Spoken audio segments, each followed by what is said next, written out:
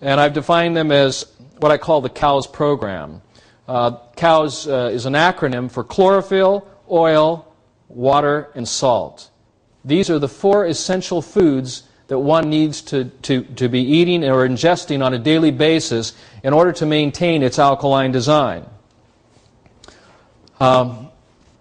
This physical body has to be addressed first before we necessarily address the emotional body. As we bring our bodies back into balance, as we begin to feel better, we start to think better. And as we start to think better, we start to do better. When we are in a state of acidosis, or whatever level of acidity that we find ourselves, the body goes into a preservation mode.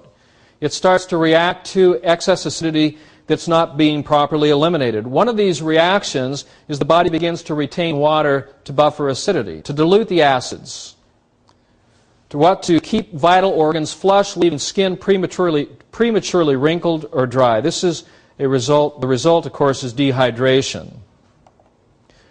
The body retains fat. In our book, The pH Miracle for Weight Loss, I've expressed a theory that obesity is not a fat problem, but obesity is an acid problem.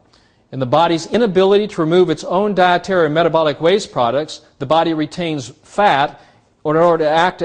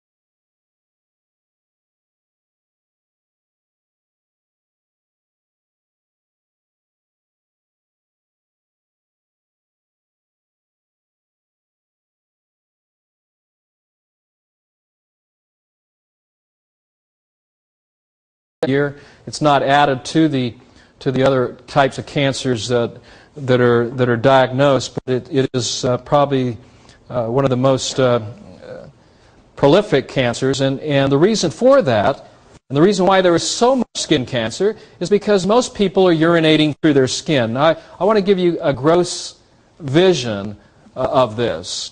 Skin cancer is a result of acidification process of the body trying to maintain the blood pH as it's moving acids out that aren't properly being eliminated through urination or coming out through the skin.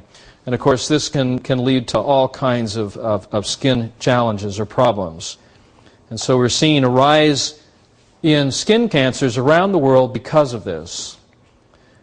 So I'd like to suggest to you, if you would open your minds for a minute, and I have no intention to offend anyone here, but to maybe think in terms of not thinking outside the box, because I'd rather propose to you that I would like to make the box a little bit bigger, to add a few other things. For example, the digestive system is not designed for the digestion of food, but is designed for the alkalizing of food in preparation for becoming the new blood and then the new body cells. Now that's a radical statement. Now, if you look up what the word radical means in the Oxford Dictionary, it means at the root of truth. So it's okay to be radical. I'm okay with that.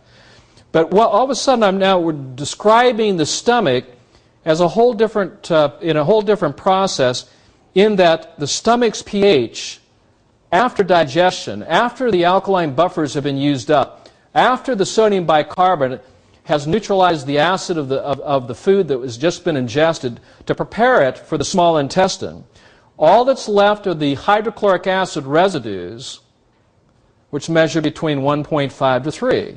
Medical science has then determined after the fact that the normal pH of the stomach is 3, where in reality the normal pH of the stomach should be in the high 7s and low 8s.